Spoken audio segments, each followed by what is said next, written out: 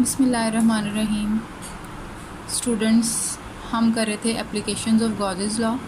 हमने देखा कि किसी भी किस्म की चार्ज कॉन्फ़िगरेशन की वजह से अगर electric field intensity find out करना है तब कौन सा लॉ अप्लाई कर सकते हैं? गॉसेस लॉ अप्लाई कर सकते हैं।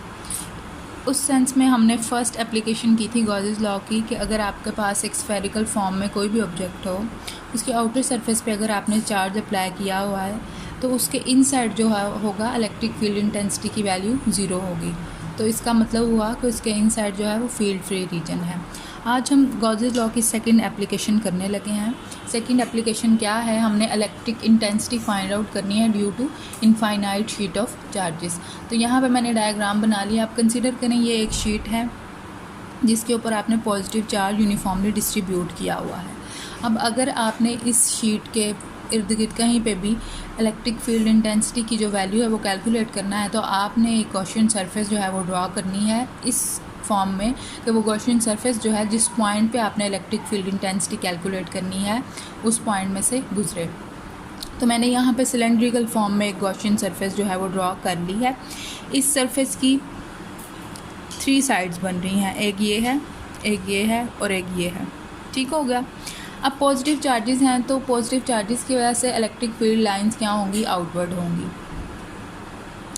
इस फेस पे देखें इलेक्ट्रिक फील्ड लाइन आउटवर्ड हैं, इस फेस पे देखें इलेक्ट्रिक फील्ड लाइन आउटवर्ड हैं, और अगर हम यहाँ पर देखें तो इलेक्ट्रिक फील्ड इस डायरेक्शन में होगी। ठीक हो गया। अब अगर हम वेक्टर एरिया की बात करें तो वेक्टर एरिया जो होता है वो किसी भी सरफेस के ऊपर नॉर्मल को हम क्या बोलते हैं? ये इसका वेक्टर एरिया है।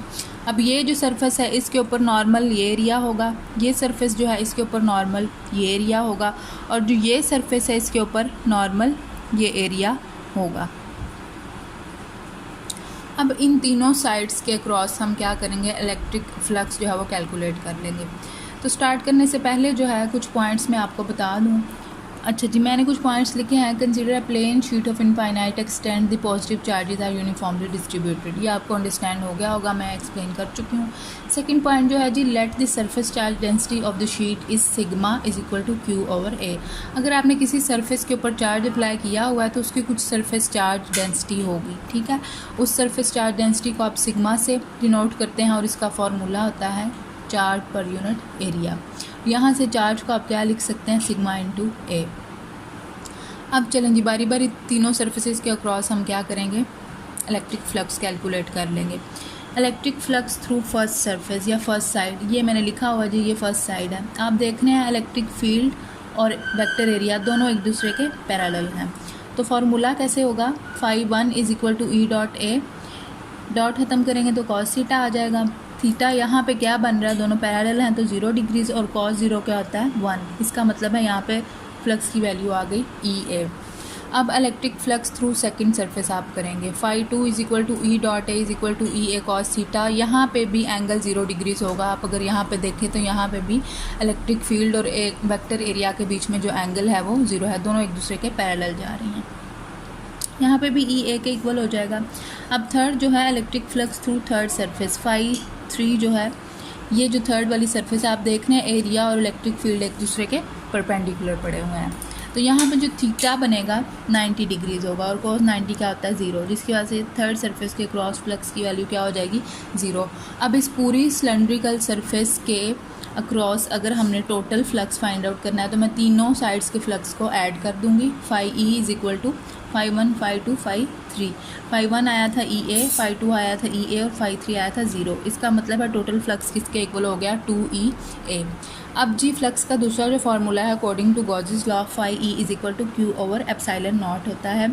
हम क्या करेंगे? ये मैंने इसको कहा इक्वेशन नंबर 1 है, ये जो हमने टोटल फ्लक्स कैलकुलेट किया था, और ये गॉसेस लॉ इक्वेशन नंबर 2 है। हम क्या करेंगे जी? दोनों इक्वेशंस को कंपेयर कर लेते हैं।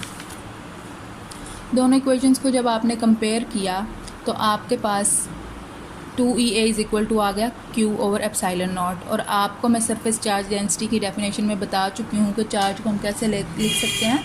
सिग्मा इंटू ए। यहाँ पे मैंने q की जगह सिग्मा ए पुट किया, ये वाला ए एरिया इस वाले एरिया से कैंसिल हो गया। 2e is equal to sigma over 2 epsilon naught आ गया। अब अगर मैंने इसकी वेक्टर फॉर्म लिखनी है तो e is equal to sigma over 2 epsilon nought into unit vector r लगा दूँगी। हाँ जी स्टूडेंट्स, तो हम कर रहे थे गॉसेस लॉ की एप्लीकेशंस। हम उसकी 2 एप्लीकेशंस देख चुके हैं। अब हम देखेंगे गॉसेस लॉ की 3rd एप्लीकेशन, जिसमें आपने क्या करना है। 3rd एप्लीकेशन है जी electric intensity between 2 oppositely charged parallel plates. यानी कि आपके पास 2 पैरेलल प्लेट्स हैं जिनके ऊपर ऑपोजिट चार्ज है। एक प्लेट को आप बैटरी के पॉजिटिव टर्मिनल के साथ कनेक्ट कर दें, उसके ऊपर पॉजिटिव चार्ज आ जाएगा, और दूसरी साइड को आप बैटरी के नेगेटिव टर्मिनल के साथ कनेक्ट कर दें तो उस प्लेट के ऊपर कौन सा चार्ज आ जाएगा, नेगेटिव चार्ज आ जाएगा। अब आपको पता है पॉजिटिव चार्ज में से इलेक्ट्रिक फील्ड लाइन्स निकलती हैं और नेगेटिव पे एंड हो जाती हैं। उनकी तरह डायरेक्शन इस पिक्चर में बना लें। ये पॉजिटिव प्लेट है और ये नेगेटिव प्लेट है। पॉजिटिव से नेगेटिव की तरफ होगी इलेक्ट्रिक फील्ड लाइंस की डायरेक्शन। तो यहाँ पे एक सर्टेन फील्ड एग्जिस्ट करेगा।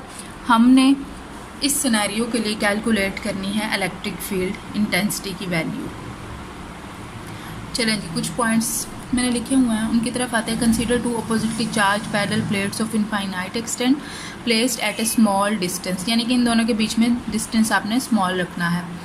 अच्छा जी, surface charge density of each plate. हर प्लेट की अपनी सरफेस चार्ज डेंसिटी होगी जिसकी वैल्यू क्या है जी, sigma is equal to Q पर यूनिट एरिया। यहाँ से क्यू को हम सिग्मा इंटू ए के इक्वल लिख सकते हैं, where A is the area of plates. ये ए क्या है, हर प्लेट का अपना अपना एरिया है।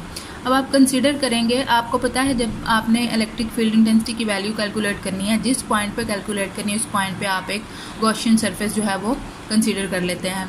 यहाँ पे consider Gaussian surface in the form of hollow box with 4 sides. ये 2 चार्ज प्लेट्स हैं, इनके बीच में हमने इलेक्ट्रिक फील्ड इंटेंसिटी की वैल्यू कैलकुलेट करनी है। तो हम क्या करेंगे, एक बॉक्स की फॉर्म में गॉसियन सरफेस जो है वो कंसीडर कर लेंगे जिसकी 4 साइड्स हैं। ये जो एक बॉक्स बना हुआ है डॉटेड, ये है हमारी गॉसियन सरफेस जिसकी 4 साइड्स हैं, 1 2 3 4।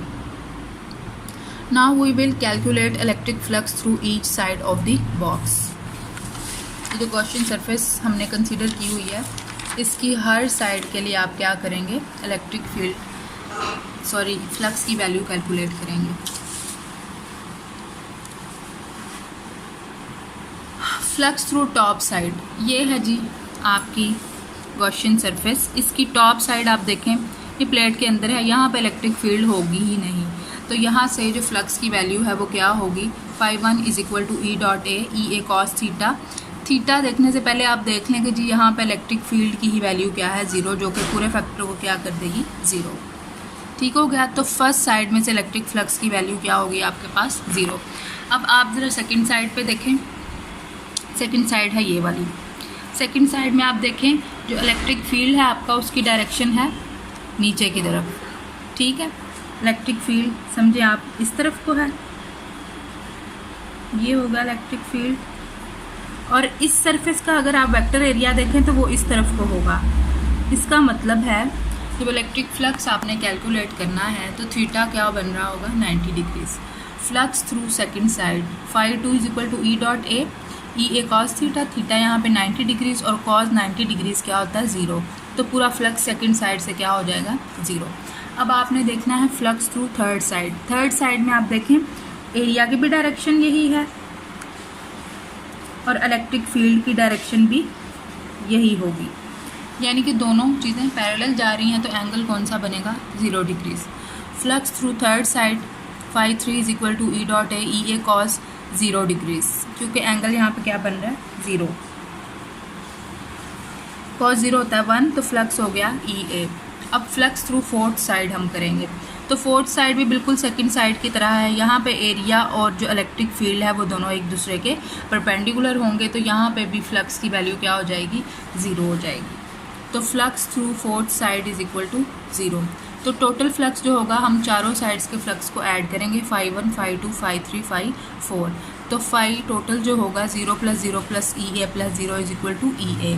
अब जो हमारा अगला स्टेप होता है वो हम क्या करते हैं, गॉसेस लॉ के साथ इस इक्वेशन को हम कंपेयर करते हैं। गॉसेस लॉ को मैंने सेकंड इक्वेशन कह दिया और ये फर्स्ट इक्वेशन थी। इन दोनों इक्वेशंस को जब मैंने कंपेयर किया तो EA जो हमने फर्स्ट इक्वेशन से फ्लक्स की वैल्यू आई EA, उसको गॉसेस लॉ से जो फ्लक्स की वैल्यू है Q/ε0 उसके साथ कंपेयर किया। यहाँ पे आप Q की वैल्यू पुट करते हैं, EA is equal to sigma A/ε0। यहाँ से A के साथ कैंसिल हो गया तो E इज इक्वल टू सिग्मा/ε0 के इक्वल आ गया। अगर मैं इसकी वेक्टर फॉर्म लिखूँ तो E इज इक्वल टू सिग्मा/ε0 इंटू आर वेक्टर आ जाएगा।